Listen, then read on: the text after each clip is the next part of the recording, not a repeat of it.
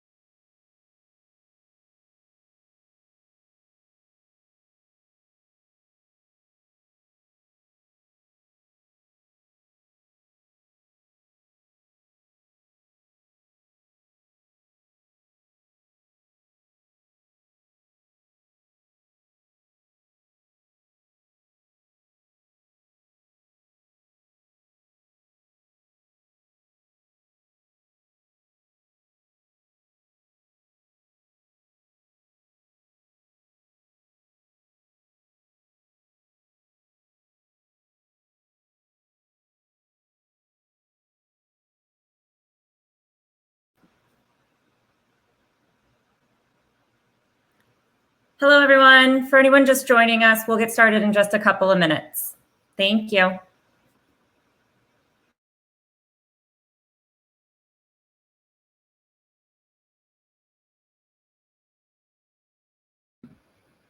We lost Eric.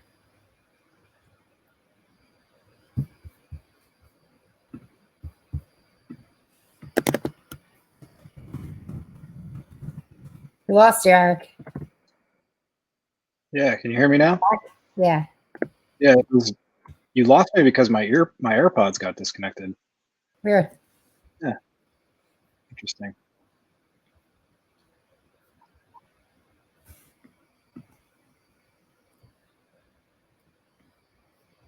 Oh man.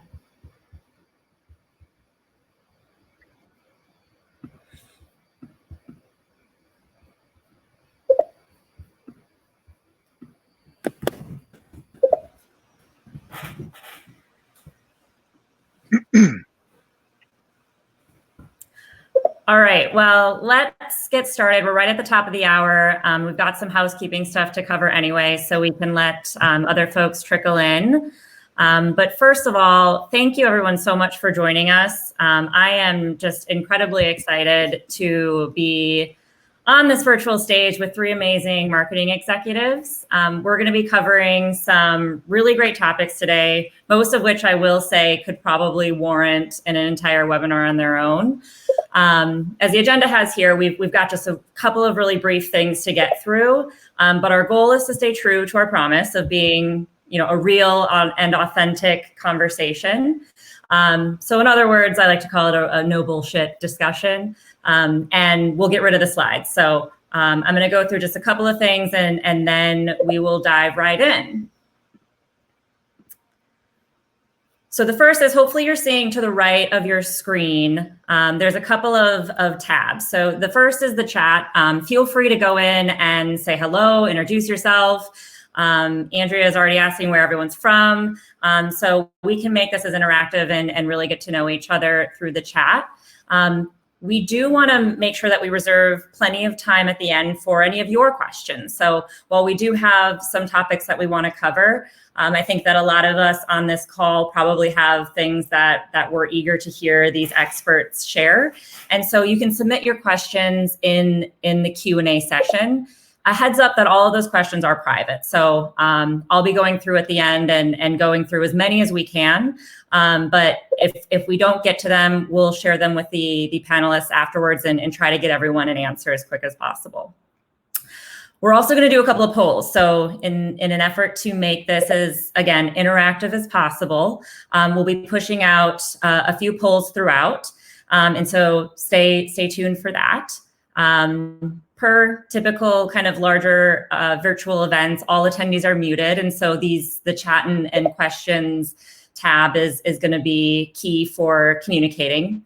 We're also recording the session. And so if there's any tips or tricks or really tactical advice that the panelists are sharing, we'll be sure to send you the recording so you can go back and look at it. Of course, if you want to take notes and things, that's great. But I think it's also helpful to be in the moment and know that you're going to get the juicy details after the fact. From there, what I'd love to do is pass the mic to our speakers and have them give a quick introduction of themselves. So, Andrea, I'm going to pass it to you first.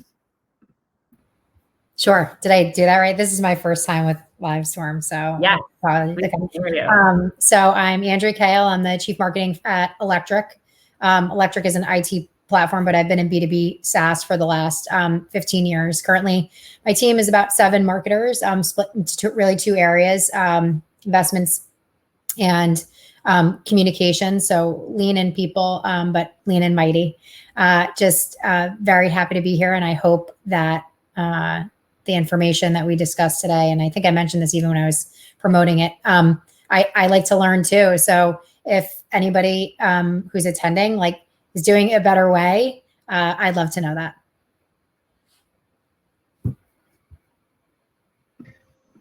Awesome, thank you. Eric, yeah, I'll pass it to you. We'll go right in order. Yeah, sure, right in the order of the slide. That makes sense. Yeah, so thanks for having me, Laura. I head up marketing at AppQs. Been at AppQs for about 1.5 years now. Spent most of my career in SaaS, marketing to sales and marketing professionals. When I came to AppQs, it was an interesting shift to start marketing to more product professionals and product marketing professionals.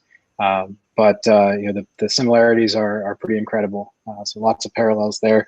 I'm excited to be here to talk about, much like Andrea said, talk about some of the things that I've learned, but also learn from the audience. So yeah, please speak up and share your wisdom as well. Awesome, love it. Alex? Of course. I'm Alex. I am the VP of Marketing and Partnerships at DocSend. Prior to that, I was CMO at Chardio. Similarly, I've been into B2B marketing for too many years to disclose. I'm based in San Francisco, outside San Francisco, sheltering from home in Marin. I'm engineer by training and turned marketeer early in my career, and I think I did that by conviction, although I'm still trying to figure that out. And I think if we can all be off script in this session today and have some really honest conversations, that's what I would like to see today, frankly. Awesome, yeah. And for those of you that don't know, I know you've all seen me in your inbox. I'm Laura Kendall, and I run marketing here at Mad Kudu. And as I mentioned, just super excited to learn from these folks and from all of you. And so with that, let's jump right in. So I am going to stop sharing so we can get rid of slides now. And like I said, be true to our promise here. And so, keep your questions coming, and we'll get through a few of our topics ahead of time and go from there. But what I want to first kick off with is just the topic of what the CMO role is today, and it's ever changing, right? I think we all know that the role and responsibilities continue to become broader and take on more. Continuously growing. So how do you, and Andrea, I'm going to pick on you first. How do you think about your position and your role within the organization, and how do you articulate that value of marketing back to the business? Yeah. So, well, one, I think, just generally in my role at Electric, and I would say most, VPs are chief marketers. There's obviously like the marketing work that we do, but then there's also the business view of the business you need to have, peripheral vision, thinking about like the business, the SWOT, if you will, around like the 360-degree view about, how we grow, generally go to market, and also even like which offices we should open and culture and all that. So I would say like, that's a big part of the role too, is making sure like the business is well-rounded. And so I would like to think that like I help, there's some value I'm giving back to the business and doing that stuff. But as a marketer, I think like instead of me like articulating value when I join, I really like discuss the value that the CEO and frankly the CFO really, which value they want me to deliver. So really aligning from the outset on what that is. So Electric, it's probably around 85% bookings today and about 15% retention. Two obvious ways to grow the businesses, like keep the money you have and bring new logos in. So I think first and foremost, just aligning with the chief KPIs, and chief among them for me is bookings. And so the value that I'm driving today, I have to do less like back and forth.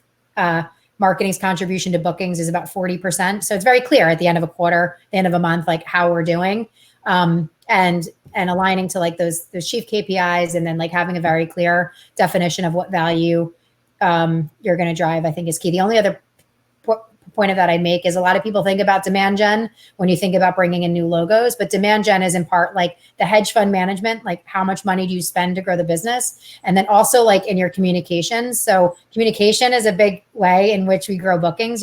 That's the brand, how we look and what we say, and also all the comms around it. So it's a very big part of the whole picture in terms of growth. So hopefully that wasn't too long-winded, but that's how I think about my role. And Alex, you recently wrote an article on LinkedIn that talked about the difference between like brand and revenue CMO, and I think this kind of touches this topic pretty well. I'd love to hear your thoughts on it. Yes. Let's start with something a little less controversial. I was in a similar webinar last week, and in that webinar, one of the stats that came out was that 23% of CEOs feel that marketing is not delivering on the growth promise to the business. To be honest, I thought the number would be higher. So 23%, right?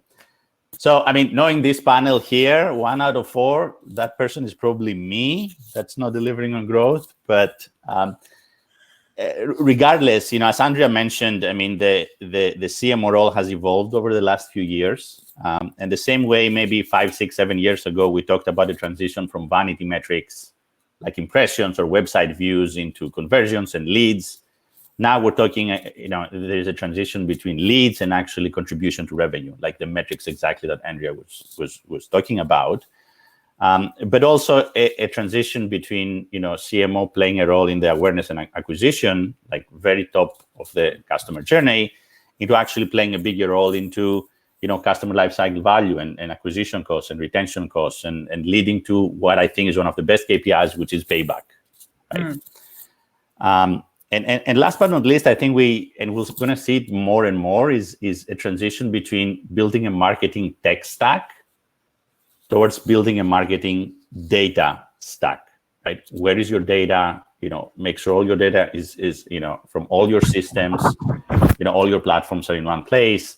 How do you access the data? How do you make decisions on data? And how do you act on that data, right? Yeah.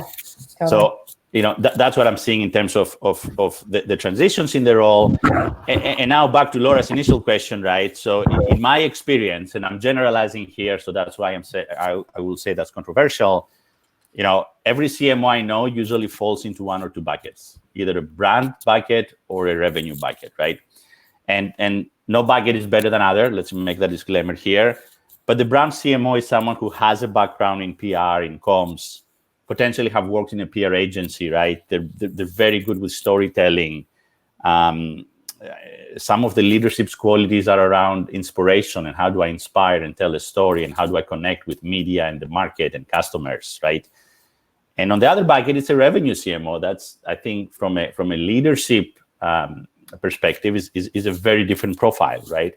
Potentially someone who came from a hyper-growth company, who's much more analytical, who's maybe the leadership qualities around urgency and driving numbers and connecting, with revenue.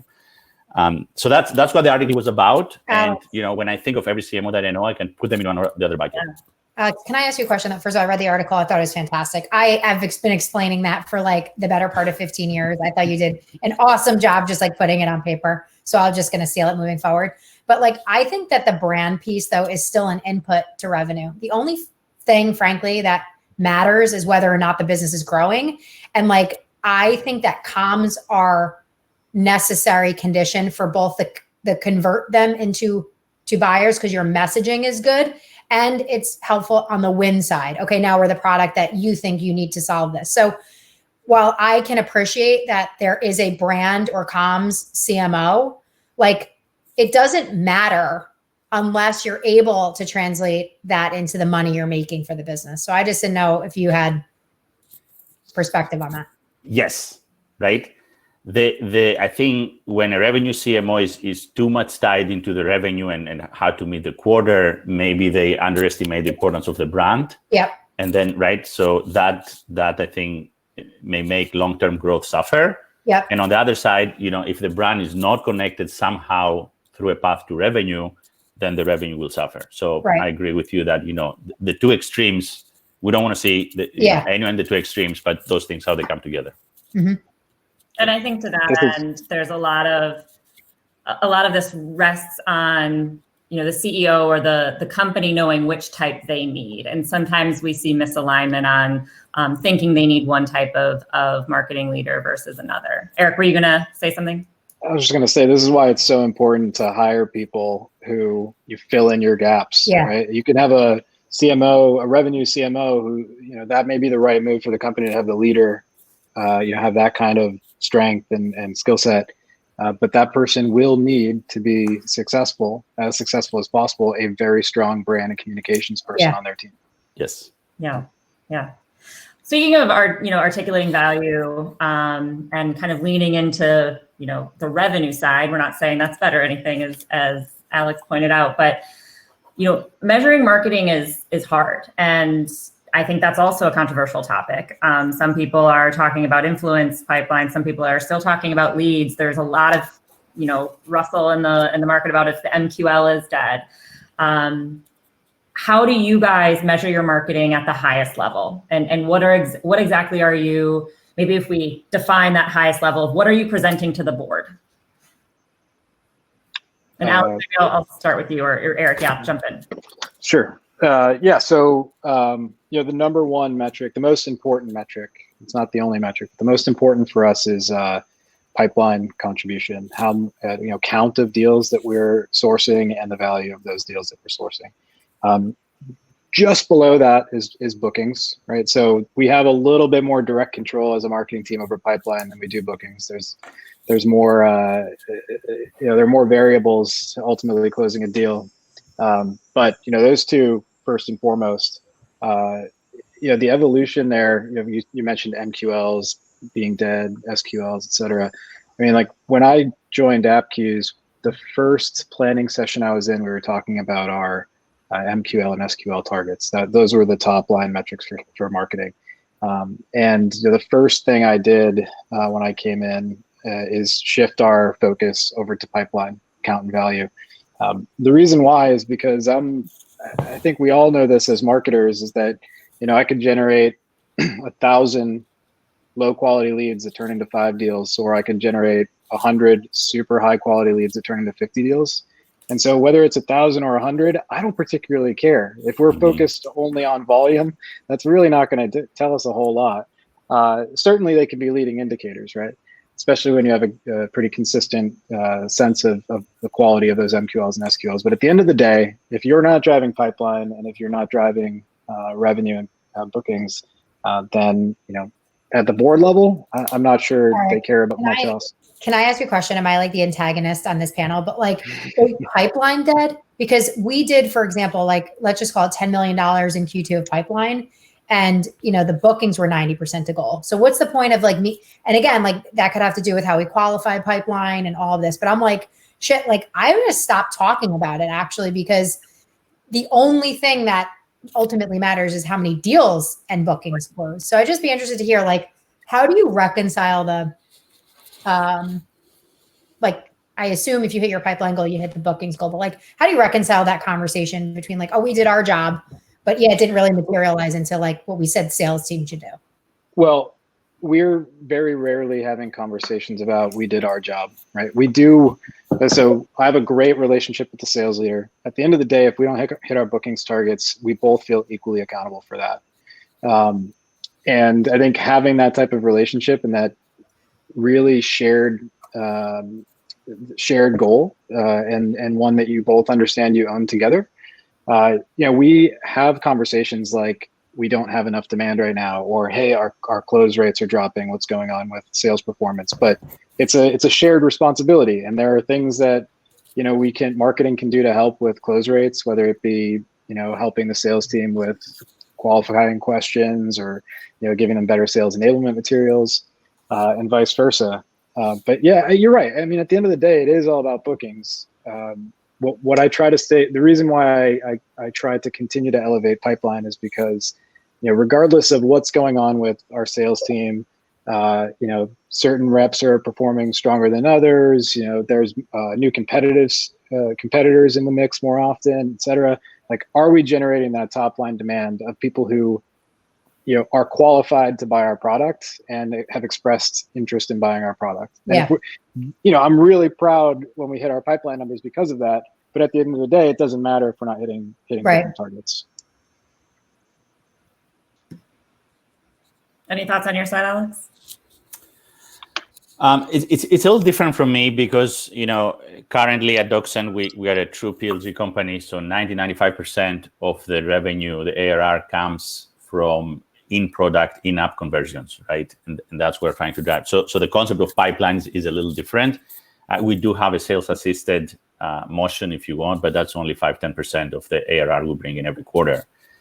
So to us in this model, I think velocity is important. So trying to understand, because I don't want to wait a month or my average sales cycle to understand where I am.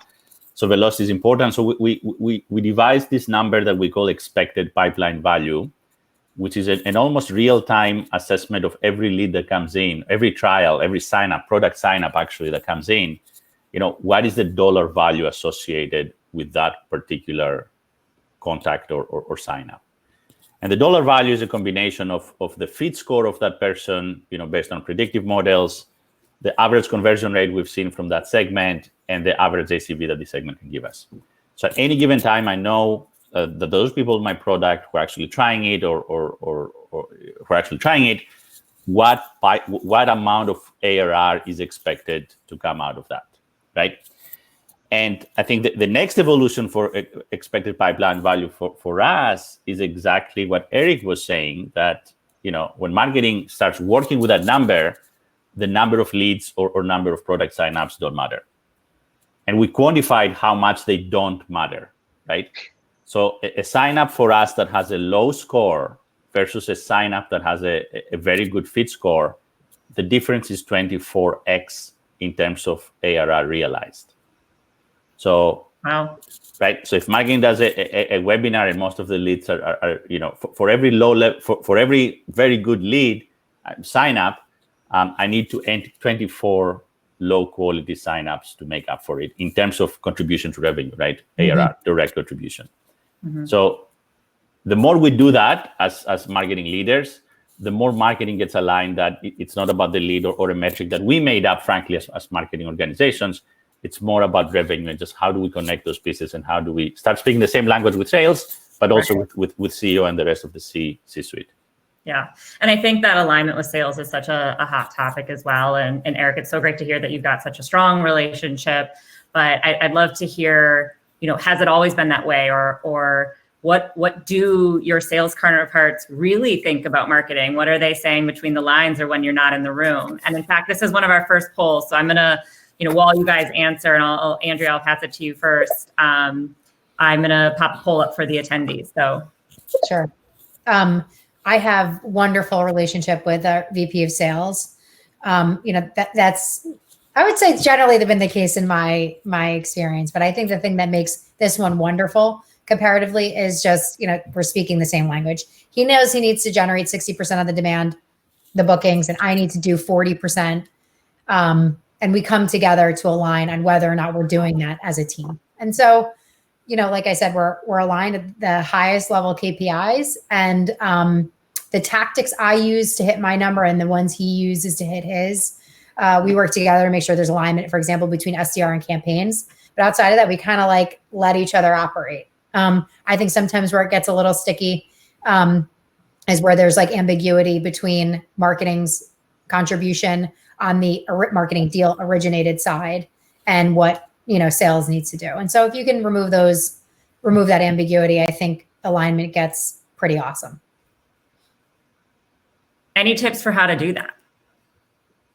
Be a good human being. I don't know. Setting the bar really high. Yeah, like just, I don't know, don't be a jerk about it. Like you're both there, like you're on the same team. And like I said, the reason I was like pushing on pipeline is because I actually don't report that either to whatever, David or the CFO and the CEO. Mostly they just want to know, like, are you on track to deliver the amount of bookings you said you were going to do? I use pipeline as a leading indicator to make sure I know, like, obviously there's a calculation on the opportunities and pipeline to make sure we can hit the bookings number. But really aligning on the thing that matters most for him. He's like, I have a bookings target and so do you. Are we going to get there together? And so, just being clear. And we meet weekly. We have one-on-ones and then we review the pipeline overall and bookings with CFO and CEO weekly. So I think it's good to just stay in sync with all three of them. Okay. And Andrea, can I ask you a question on that? Yeah. I mean, how does the CEO keeps the marketing and sales accountable for what, from the CEO's perspective, is the same KPI? Yeah. So again, because we're focused on bookings, and again, he cares about pipeline in as much as like, okay, I want to make sure it's not dry. Like, do you have enough coverage? But he knows I'm responsible for 40%. He knows David's responsible for 60%. And David's like, we're 75% of the way there. And I'm like, we're 75% of the way there on the stuff we need to do. So combined, we're 75% of the way to the goal. Got it. So we keep it separate. And by the way, this is, he wants to know about influence. How much are we influencing of the sales deals? But I'm only reporting on originated. So we keep the data separate. Marketing acquired these and they're going to turn into bookings versus, oh yeah, we had a webinar for some sales opportunities and those converted. That's all influence stuff. Mm-hmm. Yeah, I think just a little context to add to why I'm so focused on pipeline and why, Andrea, you may not be. Like, our sales cycle is pretty short. So we know that, like, once a deal's opened, it's probably going to close within about a month. And we also have a pretty high volume, a fairly transactional business. So, when you're talking about pipeline created that may or may not close 6 months from now, I can understand. I don't know if that's exactly your business model, but I can understand where in that scenario, it would be a lot less reliable. Totally. Yeah. So I'm seeing in the poll, like we've got, it's across the board, and we even have some that it's just total misalignment. So given, your guys' experience, what would your advice to be to the folks on the webinar if they are trying to drive alignment and they're not achieving it? Wait, Laura, what were the results? Because the three are their family, we tolerate each other. Can you show the answers? That's a good question. I know you can do it on Zoom. I don't know but I'd just be interested to see, like, where do so it's a breakdown. There's 33% we are like family, 33% we tolerate each other, 33% total misalignment. Okay, got it. So literally broken. Sorry, what was your question? So what's your advice for the folks on the webinar to drive alignment if they're not aligned with sales right now? I would be clear about the goals. I'm sorry to sound like a broken record, but does it need to come from the top? Like, does, Alex, you alluded to, how does, your question about how does the CEO ensure alignment and accountability to metrics? Like, is, perhaps there's something there. Yeah, if you're asking me, I would 100% agree with Andrea. It is about clarity, right? I saw a great chat from Ken that talked. It is about incentives as well. The incentives need to be aligned. I think both marketing and sales do work really well with incentives. And I will add another point that I think, Andrea, you brought it up, that it is also about the relationship, right? You have to build a relationship with the sales leader. You have to be able to see eye to eye. And you mentioned the 60-40. I mean, what happens when sales is at 50? They're not going to get to their 60%, right? No, 100%. Really, yeah. Right, collaborating with sales, then you may want to deploy some more budget and meet that goal. Right. If your quarter depends on it. So it is about relationship as well, and having that personal relationship with the sales leader and understanding whatever the challenges are, and him also understanding, or her understanding, your challenges. Yeah, I mean, this is often out of the control of the marketing leader, whether it's a CRO that leads marketing and sales, or you both reported to the CEO. It ultimately is going to come down to them, but having shared goals is so important. Andrea mentioned having a separate influence number, right? We need to influence our close rate. We need to do something to drive more urgency this quarter. If marketing is solely measured through how much, what was their 40% contribution, and sales went out and sourced this other 60%, marketing has no incentive, metrics-wise, goals-wise, to go and help sales, and that is screwed up. I hate that. I've been in that situation before, and it's not healthy. Yeah. So. No, you're 100% accurate. So, but that's why I report on both. The one that I'm aligned with sales on is like, look, we need to get here. But do you want me to help you with your win rate? You need all this shit from marketing. So, but I know, I know in doing that, like, it helps the win rate on the deals I've sourced. So, So talked a bit about relationship with sales. Alex, you brought up, product-led company. Eric, you're certainly product-led company. If we shift and think about products, our marketing's relationship with product, could you share a bit about your experience there and whether there's alignment, how you work together, and a bit more about how even your metrics might change? And I think we're hearing some of that given that you are primarily product-led organizations.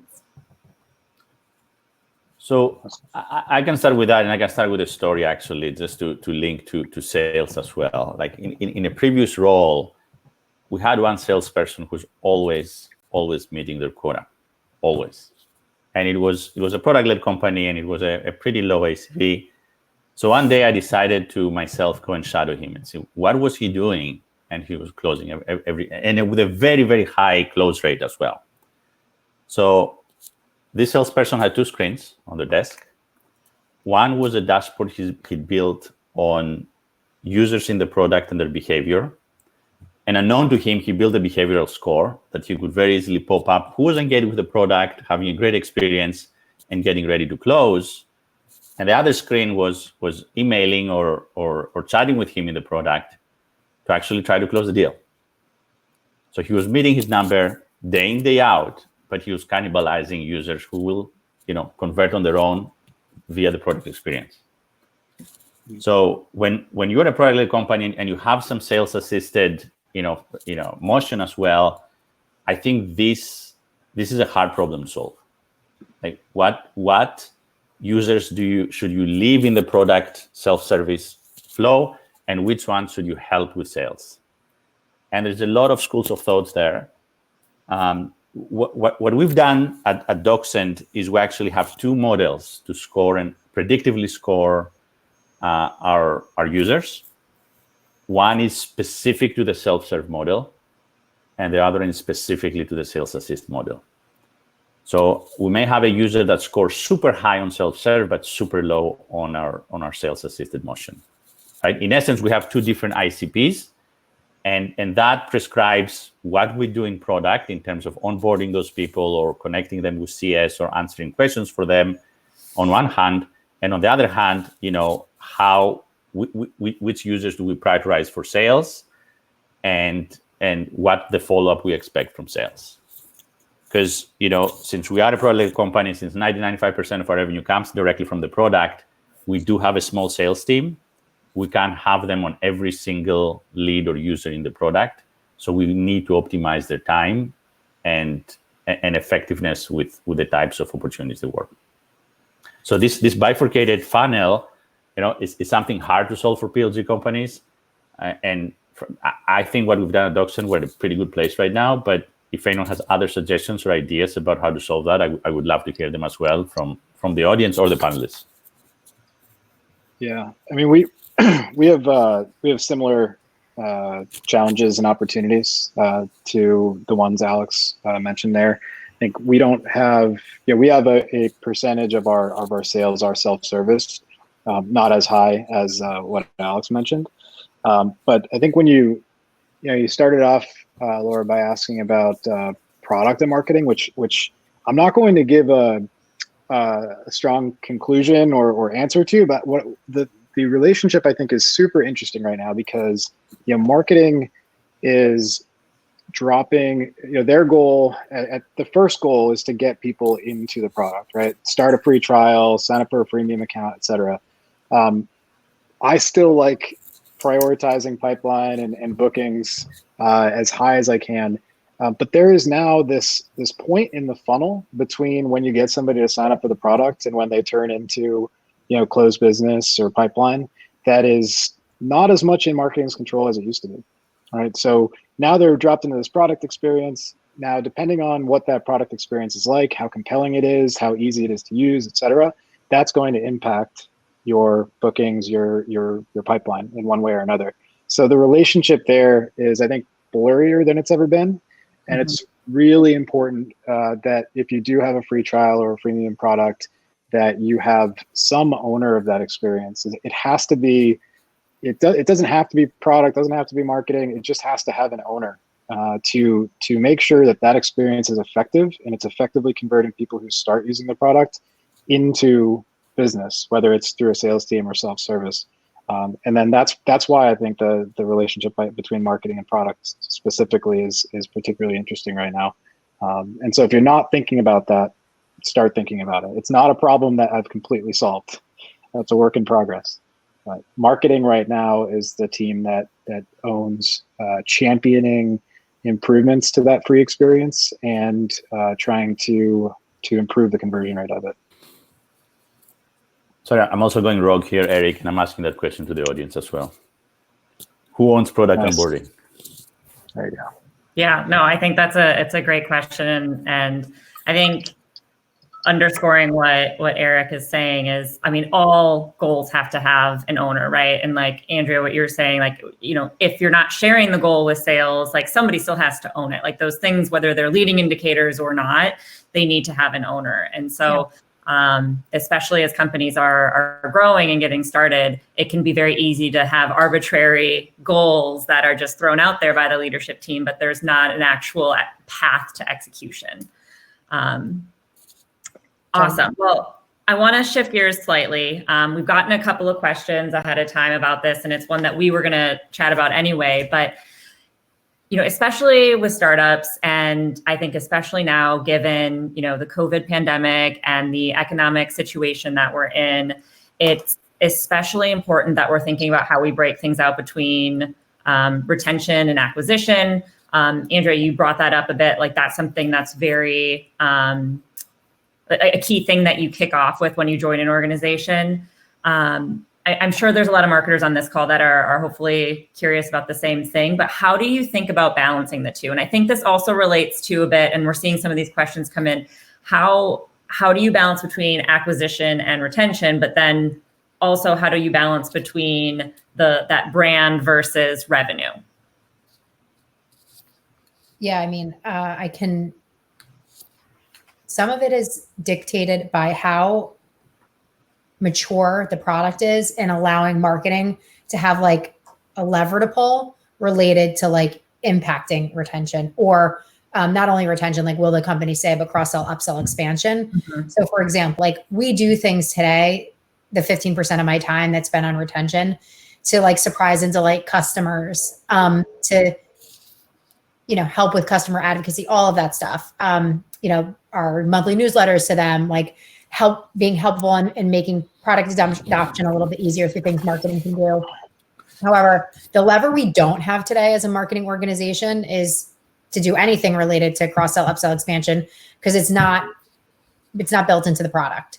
So depending on how mature the product organization is, I think helps dictate how much time you want to spend on that for marketing. I'm advising a company right now where 50% of their revenue will come from like their ability to like sell more inside the product. Well, then hell yeah, you need more than 15% more of marketing's time on that, because new bookings is actually only 50% important. So align on like how you get to the thing that matters, and then allocate marketing's time, related to that. And then the second question was what, Laura? First it was thinking about like brand and demand, and how much time do you contribute to both of those, and how do you ensure that that's impacting the goals that you have set for revenue, or for retention versus acquisition? Yeah, 85%, as I mentioned, is on new logos, which is where brand and demand falls, in my opinion. Like, and I use comms today as an input so today like I said, figure out where we make investments. Once I know that we have like good lanes, like I think there are going to be people who raise their hands, I make sure that the communications, like the brand looks good inside of those channels. So I think it's an input to the revenue. So that's how I balance the time in terms of how I think about it. Yeah. So just thinking about retention versus acquisition right now, specifically in COVID. So I think first of all, we just need to acknowledge that marketing teams typically have skill sets that can play a huge role in this that other teams in the organization don't have. For example, customer success team, they know customers inside and out, they know best practices with the product, they know how to make customers successful, but they don't have, well, sometimes they do. More often than not, they don't have an email expert, they don't have a visual designer, they don't have somebody who can shoot and produce video, et cetera. So marketing should be playing a role in all of these, especially when it comes to doing anything at scale, right? So what we did in response to COVID is gave marketing for the first time a formal goal related to customer health and retention. So we have this customer health score that we've created, and whether this is long term or not, I think almost definitely it will be. But marketing inherited the customer health score for our self-service customer base. So now marketing is trying to take the best practices and the learnings of the CS team and scale them to apply to our entire self-serve customer base. And now when we look at the self-serve customer health score on a weekly basis, that's something that marketing feels accountable to, and we're allocating our resources appropriately. Eric, do you have the designer? So like the product designers, they sit under you? No, so product designer, so they're, when I say designer, I mean, when we're creating, customer enablement assets, case studies, best practices, documentation, like that's where the visual designer on the marketing team, the product designer sits on the product. But inside the product self-serve, right? Like the experience and the flow, you own that now. So designing? We own part of it. So the core product experience, that's owned by product and the product design team. Marketing can certainly has input there in terms of, hey, we're not seeing the types of behaviors we want in the trial, et cetera. But what we have, trying not to pitch my product right now, but AppQs is something that can sit on top of your product and you can use to kind of smooth out some of the areas of friction or create monetization and upsell opportunities in the product based on users' behavior. And that's what marketing owns today. Cool. I think I would second that. For us, marketing owns the traditional onboarding. So when someone joins the product, there's some things they see in the product, but the types of communications we offer to them based on their scores or their use case or their title, it's a pretty complex workflow we're running just to ensure that they're getting a value out of the product, which is specific to what we think they came for. While the product is more, this is how to use the product, these are the features, this is how the interface looks like. But it's very different to us. We also have a lot of use cases for our product, So what someone is trying to get out of a product from, if they're in sales, very different than if they're a founder or if they're a VC of a company. Got it. All right, one more question from me, and then I'm going to jump over to questions from the audience. But in our prep for this session today, we talked a bit about what challenges you guys are all facing, and so this is kind of a question for the audience, and I'll pop open another poll again. But we have varying opinions on this, even amongst the four of us. So the thing that we're pondering is where should ops sit? Where should marketing ops specifically sit? Is that rolling up to the marketing department? Is that in a centralized separate ops function? And so, Andrea, I'm going to start with you because I know you have I had marketing ops report to me for, I want to say, like 15 years, but I don't want it. And I think that the data shouldn't be siloed between teams. So, and also I have the benefit now of working with a 5-star sales operations team at Electric. So my recommendation was let's just make it revenue ops. It should sit under, let's just call it the COO or CFO,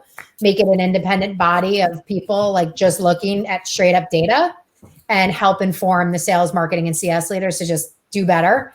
And I don't have any freaking idea about what to do with the ops anyway. And by the way, and this is, we use Mad Kudu, as an example, as part of our tech stack.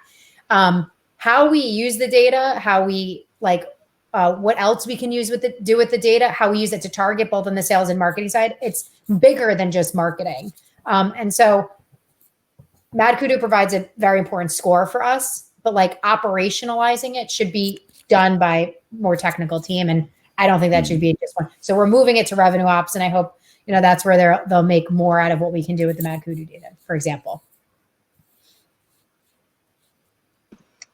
Yeah. Before I come in and support Andrea, I'd love to hear Alex's contrarian take on this. But you're still going to support Andrea, right? I probably. Try to convince me. I don't know. I think it depends a little bit on the maturity of the marketing organization and the RevOps or BizOps organizations. I think in my experience, just so that there is a contrary view out there, right? When marketing ops sits with marketing, I think it's better. There's better context around the marketing KPIs and what the marketing team needs to achieve. And there's better alignment with the priorities that the marketing team has week in, week out. For example, we run weekly sprints, and we may need some data to decide the sprint for next week. Sometimes going to BizOps or RevOps to ask for something, it will take more than a week. But what if you could fix that? What if you could fix them understanding the real needs you have and the communication? If you could fix that, because that's what I said. At Electric, I finally figured out what a 5-star ops teams looks like, and those were some of the things that alleviated for me. Which is why now I'm actually take it. I don't want to have to do this, and I don't want the data to be siloed. Yes. So if you can fix that, then the centralized model works, right? Mm-hmm. And you have a response time, and you have an SLA when you get your data, right? And then the last thing, and that's maybe a little bit my philosophy. I do feel that the rest of the marketing team interacting with marketing ops is a good exposure for the team, right? Thinking that there is data, right? How do we get to that data, because I don't want the marketing team to be disassociated from data. You're right. Right. So that's a contrary point, and I will let Eric decide. Yeah, let me decide. No, I agree with all of that. I just think that I guess my perspective, maybe it's a little bit too idealistic, but I believe that now and certainly in the near-term future, nearly every marketer should have a baseline technologist type of skill set where they can go in and pull data. My content person shouldn't need to ask somebody else to understand how they're performing, right? I want the content person to be able to go in and play with data related to, which keywords are driving traffic, how's our organic traffic increasing, decreasing, and why. And I think in an ideal world, and I don't think it's too far-fetched, everybody does have a little bit of that skill set baked in. And I think, now it's everybody's growing up with some tech chops, right? I think it should be an expectation, but to come back to the centralized view, I think if you can have a team that's that has baseline tech chops and can deal with some data that they need on a day-to-day basis, on a week-to-week basis. I just feel like, especially being in a product-led company where there's so much overlap between marketing and sales and product and customer experience, like having any of that data in a silo just doesn't ever satisfy me. Everything is interconnected. I want to see it all sitting together. I want to see the data influencing, I want to see product metrics, how they drive with marketing metrics, et cetera. And looking at them in a silo, I think, is just, it can be a little misleading. Yeah, I think if we can solve for a lot of the what ifs, I think we'd all say, yeah, ideally it all sits centralized. I think solving for those what ifs is what, we don't have that North Star company to follow. Yeah. Alex, let me give another in between answer here. The data can be centralized, and when we started this conversation, I talked about the marketing data stack, right? The data can be centralized. The data from all your systems, product, Intercom, Drift, HubSpot, Salesforce, etc., can be centralized. But I want to reinforce Eric's point that I do see the different functions in the organization being able to have access to the data, have the culture, have the training, and have the right tools to be able to get insights by themselves without having to rely on a data scientist or a data analyst for the data. I do think we're moving towards that. And I think that will remove a lot of the bottlenecks we're talking about here versus centralized, decentralized. And looking at the poll, there's not too many answers, but some don't have marketing operations, and the majority of it's sitting in the marketing department. So not a lot of evidence in the audience here of a centralized, separate ops department. All right, shifting gears to audience questions. So first and foremost, so back to brand and comms. How are you guys gauging the impact of that on your pipeline and bookings? Like I said, I think it's an input. I measure whether we're converting. Okay, so that maybe I don't say I don't.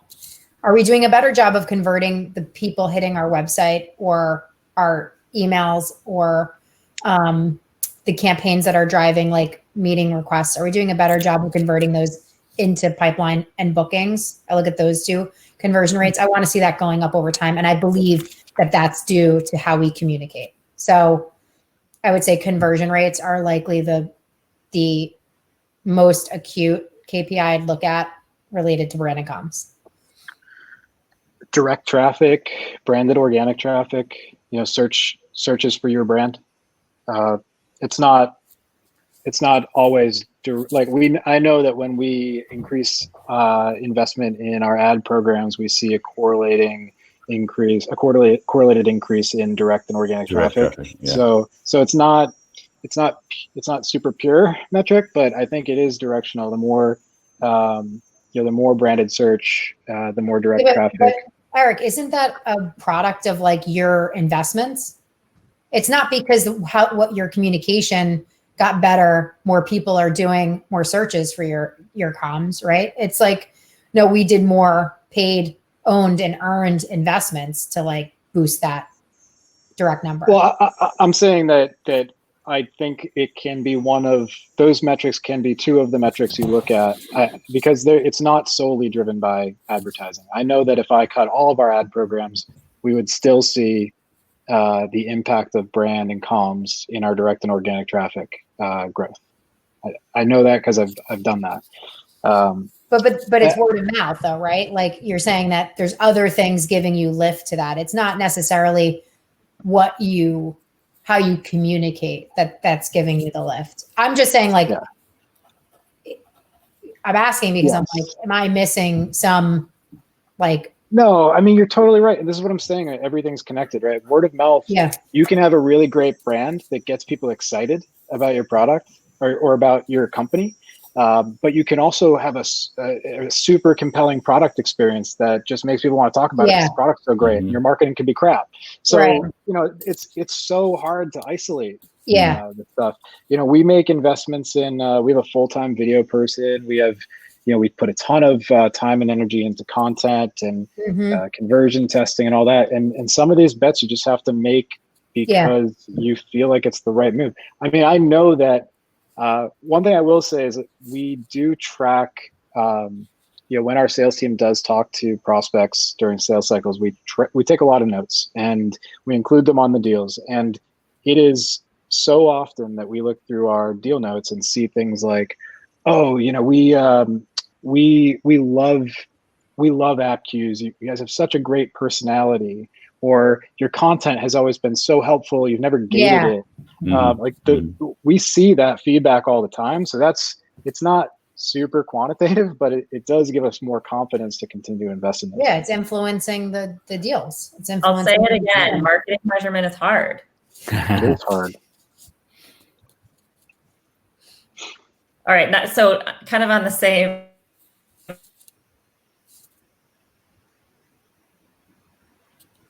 Laura? Laura's frozen. You're frozen. All right. Maybe I can pose this question. Yeah. Let's see. All right, we learned that one. All right. What's the most effective way you've seen sales and marketing teams collaborate and work in lockstep to drive KPIs? I feel like we've spent a lot of time on that already, but maybe if there's anything punchy you want to add to close out. No, be a good person. That makes it easy. Yeah. Don't be a shitty. Very important. And I would just reiterate something that I said earlier, I just think is so important because it gets me fired up every time I talk about it, is having, this, without that, if you weren't measuring that influence number, Andrea, I'd feel concerned about, what kind of behavior that can lead to across sales and marketing. Because you don't think of each other as partners and helping each other out. You'd have no real incentive to go and help the sales team close more deals, right? So I think that's just so important. If you can if you're in that type of situation right now and you can move away from it, I'd highly encourage it. Totally agree with you. You want to do one more? See if Laura comes back? Yeah. All right. Yeah, sure. How do you, so this is maybe one for you, Andrea. How do you measure marketing influence and how do you tackle attribution? Yeah, so we use Visible. I don't know if we talked about this on the call before. I don't know what you guys are using, but Visible helps us track. You can track any way you want. The one I report on for acquisition is first touch. So did we do something that drove the lead into sales hands as a first touch, the investment?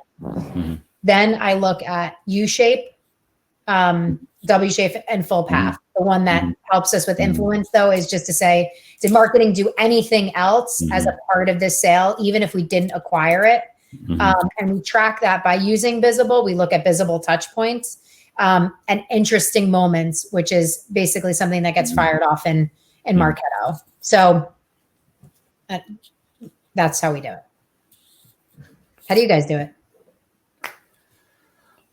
Alex? Yeah, so same kind of metrics and attribution models. We just don't want to splurge the money for Visible, so instead we build it in a workflow in HubSpot. Nice. Right.